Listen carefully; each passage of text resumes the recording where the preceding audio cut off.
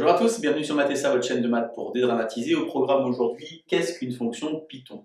Alors quand on parle de Python, souvent c'est le drame, on va donc tenter de lever un petit peu ses doutes et ses difficultés.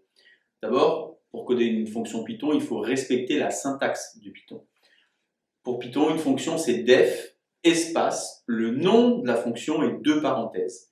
Au bout de la ligne, on met deux points, ces deux points vont créer un phénomène d'indentation, c'est-à-dire un décalage dans le code.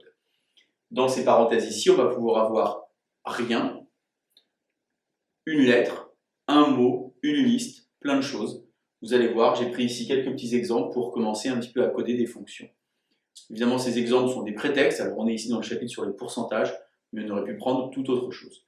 Alors, premier exemple, un jean coûte 90 €, il est soldé 20%, quel est son nouveau prix?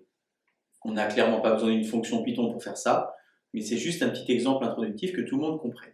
Donc je vous propose un code, voilà, on en parle et on regarde de quoi il s'agit. Je vous invite aussi, je pense, à mettre la vidéo en pause, vous codez, vous regardez si ça fonctionne et on voit vos erreurs. Alors, fonction Python ici, donc je l'ai appelée def solde, ok, pas trop difficile. Et vous voyez, dans les parenthèses, il n'y a rien, il n'y a pas d'argument. Pourquoi? Parce qu'en fait, dans le petit exercice qui est ici, le code n'a besoin de me demander aucun nombre, puisqu'en fait, il va calculer lui-même les valeurs. Donc, d'abord, j'indique que le prix était au départ de 90 €, donc prix égale 90, prix est donc une variable. Et en dessous, j'indique nouveau prix, qui est une nouvelle variable. Alors, vous remarquez que pour nommer nouveau prix, il faut mettre un underscore pour accrocher les deux mots en une seule chaîne, comme ceci. Donc, nouveau prix égale, et donc j'ai fait le calcul de pourcentage que vous connaissez tous. Et à la fin du code, il faut retourner la valeur, donc la valeur de la variable, donc c'est pour ça qu'il y a marqué return, nouveau prix.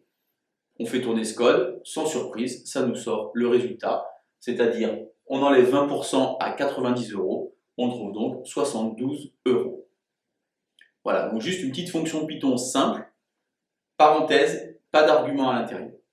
Deuxième exemple, cette fois-ci, le magasin souhaite solder tous ses articles à 20%. Ça veut dire que cette fois-ci, on n'a pas le prix d'un article, on a juste le taux de pourcentage de diminution, de baisse. C'est la raison pour laquelle, deuxième code Python, cette fois-ci, dans les parenthèses, alors j'ai changé de nom, par contre je l'ai appelé solde 2 par exemple, pour un autre exemple. Donc c'est la raison pour laquelle donc, dans les parenthèses, vous avez cette fois-ci solde 2, parenthèse, et là, prix. Donc en fait, on indique une variable, donc il va falloir quand vous allez faire tourner votre code, que vous mettiez dans les parenthèses un nombre, pour pouvoir ensuite que le code vous calcule le nouveau prix. Donc il n'y a pas grand-chose qui change, sauf que cette fois-ci, dans ce code-là, le prix qu'on avait indiqué tout à l'heure dans le premier n'apparaît pas, puisqu'en fait le prix va être dans les parenthèses et c'est vous qui allez le donner. De la même manière, on fait tourner ce code, alors on peut prendre différents articles, on peut reprendre notre 90 € pour retrouver 72, on peut prendre un autre article pour retrouver un autre prix. Vous voyez que cette fois-ci le magasin a finalement une fonction, le vrai sens du mot fonction, et pour chaque valeur de x, on va avoir une image, et bien là pour chaque valeur de prix, on aura un nouveau prix. Donc vous voyez, cette fois-ci, on avait un argument dans les parenthèses qui était pris. Dernier exemple enfin, on voudrait une fonction qui donne le nouveau prix en fonction du prix initial et du pourcentage. Cette fois-ci, donc dans la fonction Python, il faut mettre deux arguments, le prix et le pourcentage. Les deux arguments sont séparés d'une virgule dans les parenthèses. Et donc cette fois-ci, on va directement faire nouveau prix égal en mettant le nom des variables qui sont indiquées dans les deux parenthèses.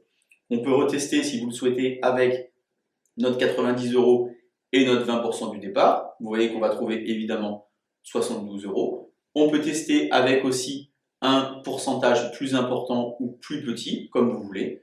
Et vous voyez qu'on obtient, comme ceci, le nouveau prix après la baisse du pourcentage souhaité. Vous voyez une fonction Python, donc c'est très simple. Def espace le nom que vous souhaitez lui donner. Et dans les parenthèses, des arguments. Ça peut être des nombres, ça peut être des listes. Ça peut même être une fonction qu'on appelle, on peut appeler une autre fonction dans une fonction. Allez, c'est l'heure du code, à vous de jouer et à bientôt sur Mathessa. Bonne journée.